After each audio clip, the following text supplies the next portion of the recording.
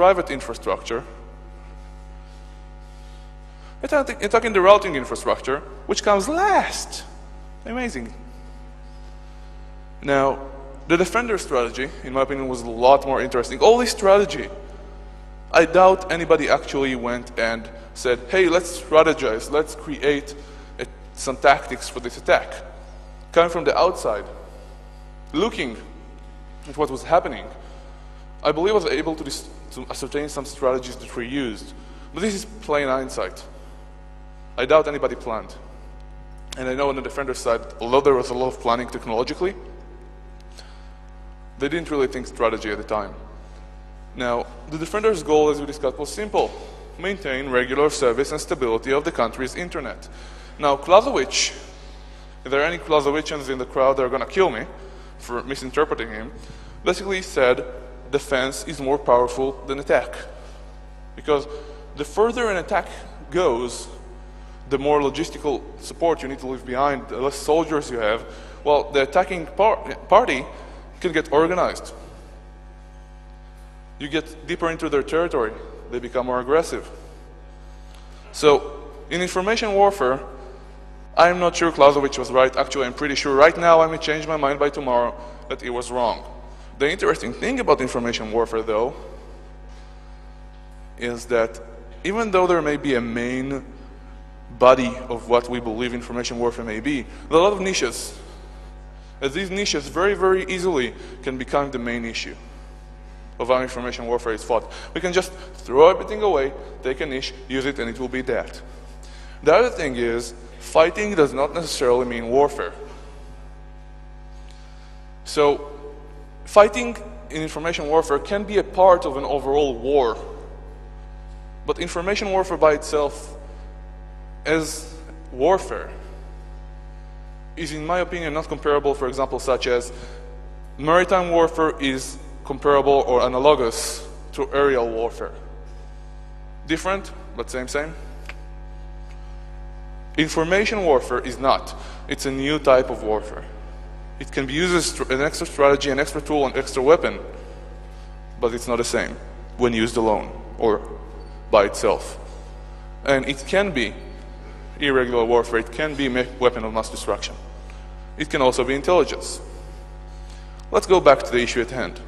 So, you already heard some of the defensive strategy as we went along, but I really think this should be told as a story. We don't have much time, we have about 5 minutes left.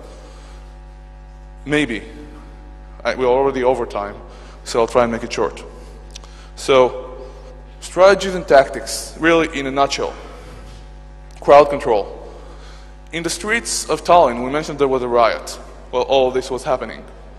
Okay, that's nice, or not. But they did something very interesting.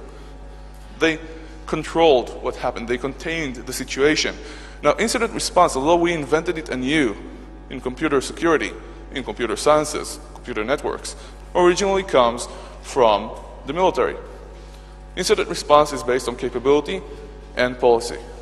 Meaning, if you're capable, you'll jump to an incident and take care of it if you have the policy approval, according to what the policy states.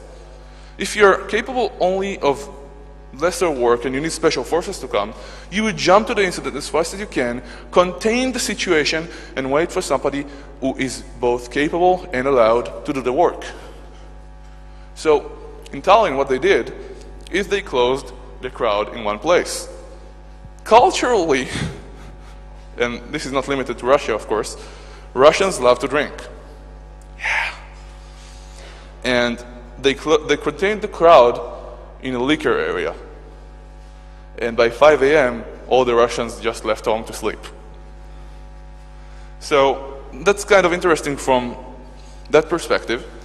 But I'm not sure if this is true. This is just something I heard that Paris may be an example of. In Paris, they push the crowd away, right? This is more policing than military strategy. But by pushing the crowd away, they make sure the entire... Again, I'm not sure if it's really happening in Paris, but it's an example. They make sure the entire street catches fire and all the windows are broken. So what happened on the internet is that, for example, the president's website was under attack. Now the president, like the queen, is more representative Is somebody too small to the cameras? He has some extra things going with him, same as Israel and other countries, but the prime minister runs the country. So the president's website was under attack. It was taken down. And again, resources are spread thin. What do? You want to protect the banks. They said, they cared, of course, they met with the president, they talked. But when it came down to it, in their culture, they would say, so? Started with face value, pride. Why should they care if the president's website is down? Does it impact national security? Does it impact their ability to survive, much like the banks would if they get attacked? No. So that's one strategy. The other strategy, of course, was the parliament's mail servers. They said, this is where we draw the line. Here is the line we stand. So somebody would attack the parliament's mail server, and they would bring it back up. Now you guys tell me, and please tell me, don't be such a dead crowd.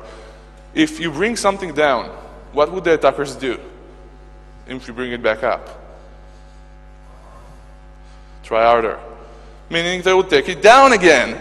And if you bring it back up again, what would the attackers do? Attack harder yet again. So what basically happened was they drew attention. They basically did some deception. Right? And basically drew all the attention of the attention of the attackers, or a lot of it anyway, from attacking other different targets to just that one website. And eventually, a mail server. And eventually, they just left it alone.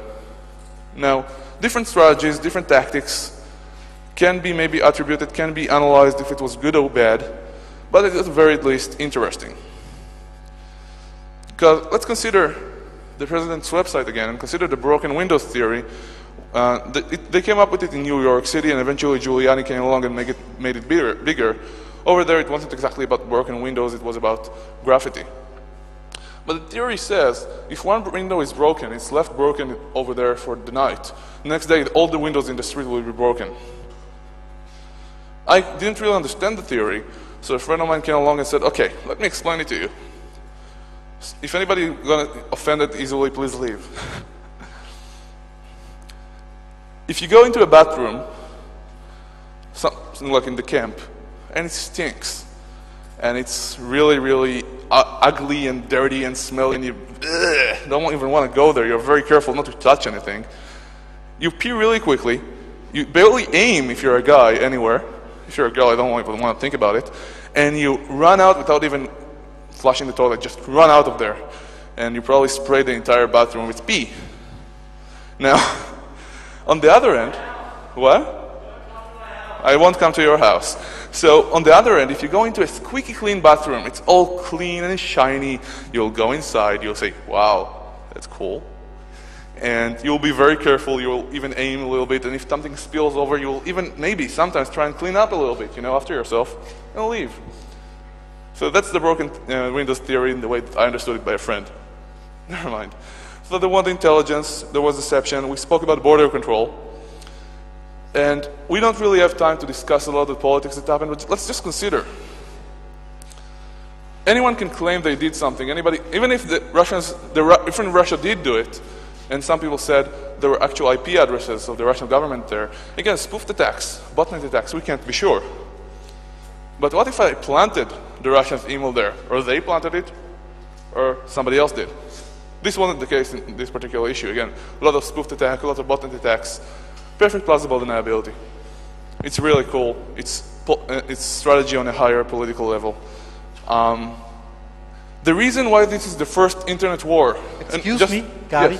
Yes. You got to make quick to make maybe a 30 few seconds. minutes questions answers. 30 seconds. I don't have time you to go all have to this. stop in a couple of minutes, maybe Okay, 5 30 or seconds. 6. 30 seconds. Okay. To finish this strategy part, I would like to quote something in Hebrew from the Bible. And I'll quote it poorly because I don't know the exact quote to the English Bible, which is, in cunning and tricks you'll wage war. So seems like things didn't really change over the past few thousand years. We can really learn from all this. The political awareness is why this is the first internet war. It's not really a war. Maybe it is. We have seen other attacks of bigger proportions on some ways, there are some new things here which are pretty cool. But because of the political awareness, because it reached political level, because they called for NATO, and let's not even discuss what NATO did or didn't do, this is the first internet war. On the left here is Hilar from the Estonian CERT. That's me, of course, same shirt, OpenBSD. And just for the sake of it, remember the server they put up with preparations? The only server to survive throughout the whole attack and never be affected is the firewall they put on that protected network, which is OpenBSD. Never even flinched. And that's Ivar over there from the Estonian CERT. And now I'm really sorry we didn't have time to discuss strategy a little bit more. Questions, and thank you very much.